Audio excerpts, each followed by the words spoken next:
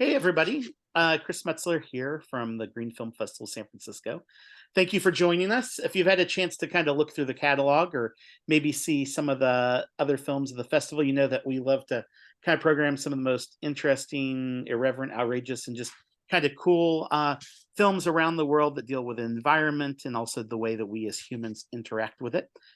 You just had a chance to see a really terrific short documentary, a field guide to coastal fortifications, and we're lucky enough to have the director here, Tiana Petrovic. Welcome, Tiana.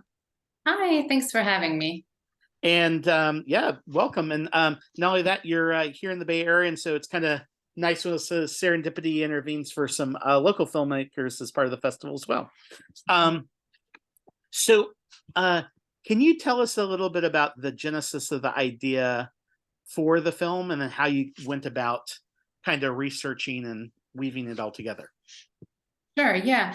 So I started making a very different project. I was actually spending a lot of time in the fortifications and in that landscape, visiting different ones. Mostly, I would say I was spending time in the Marin Headlands.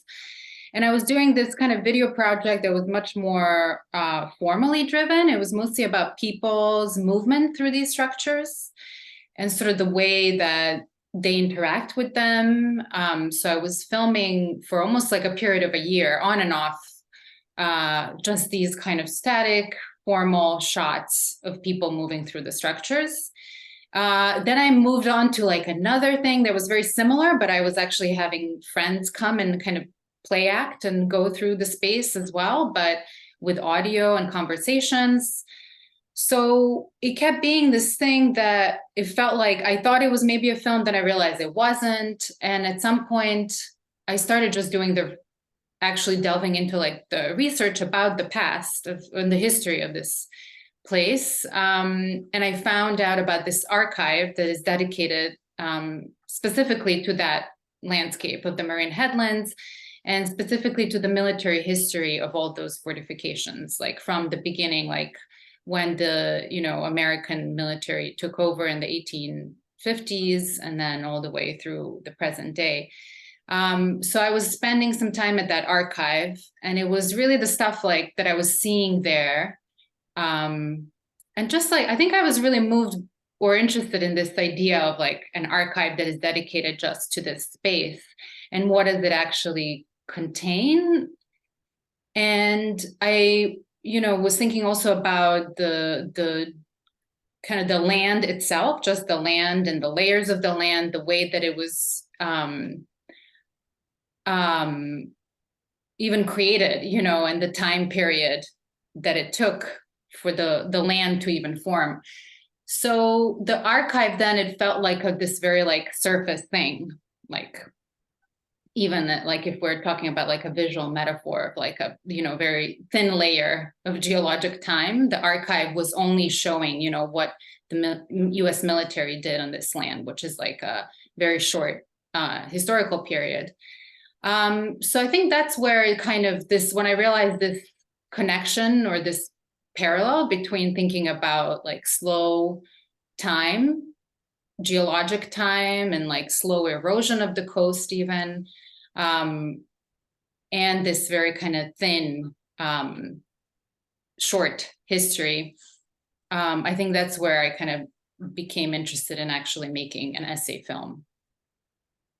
Nice. And what was your kind of aesthetic approach, for kind of capturing these images, and what influenced that? Yeah, so I was a photography student in an undergrad, and I gravitated towards mostly filming or taking photographs of landscapes and streetscapes. I was living in New York City or close to New York City when I was an undergrad. So I gravitated towards this camera. It's a large format camera. It's like a view camera. That's a field camera that has like 4x5 size of a film strip.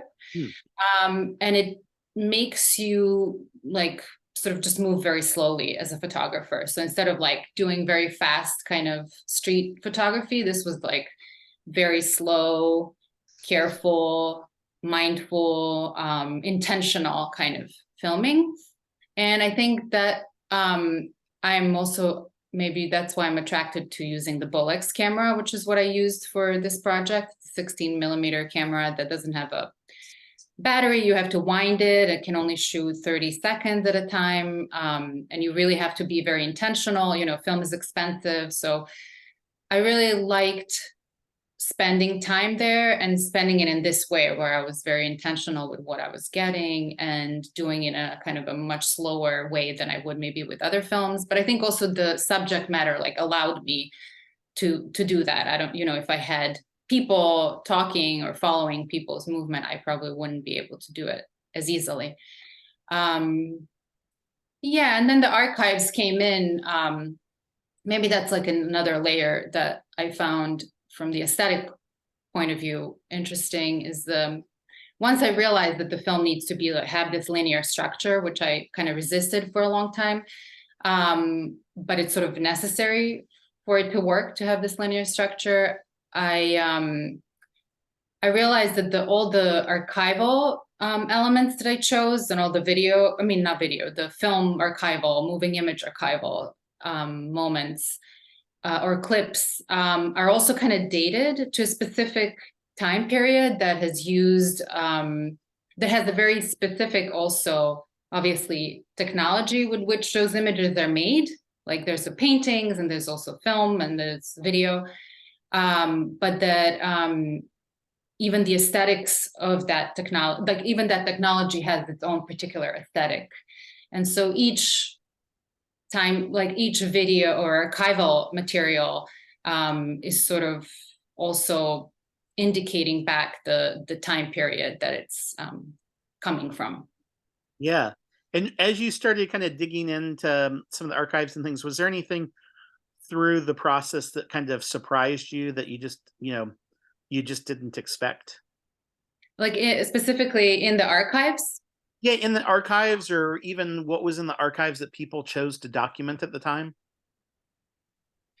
Yeah, I mean, the surprising thing, and maybe it was one of the first things that made me think of this as like a viable project, or not a viable project, but this is something that was interesting to me, was just the minutia of the kinds of things that were preserved in the archive, and the care which went into preserving every single little military object that existed. So there was a whole book dedicated to the preservation of each, like anything from like military garb, including like buttons and socks and hats and handkerchiefs, that would have very detailed measurements and graphs of each object. Like a sock would have a graph with like little lines that said how much of like everything was measured in this way that was very, very detailed. And it was done for each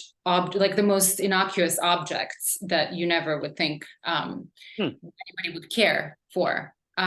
So I think just that in contrast to complete lack of any kind of history of Native American presence was a very striking contrast to me.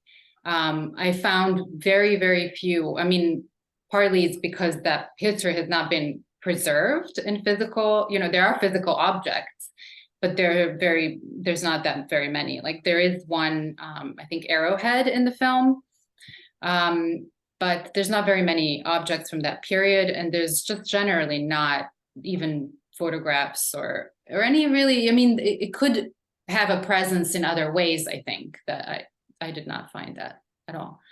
So that contrast of how the details to which the archive has dedicated its existence to the details of these military paraphernalia. Yeah. Yeah.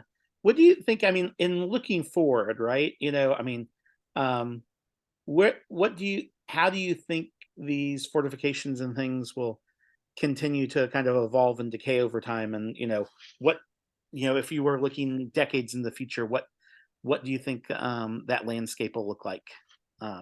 Yeah, no, that's a really interesting question. I feel like that's almost like the question that the film also poses, right? I mean, it makes sense. Yeah.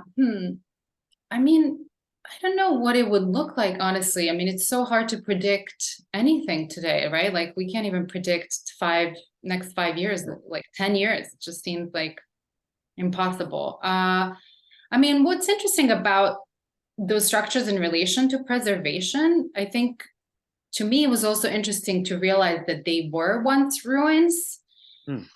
and then were completely remodeled, built up. Actually, some of those were at some point, and I found these photographs. So it's an interesting kind of timeline where in the 70s, you see photographs of them completely destroyed, like literally to where they could have just taken out all the debris and have it not be. But they actually rebuilt some of them, the structures, like completely. And then as you now, if you go there and if people visit, you might see very often that the paint is always being renewed, right, over the graffiti.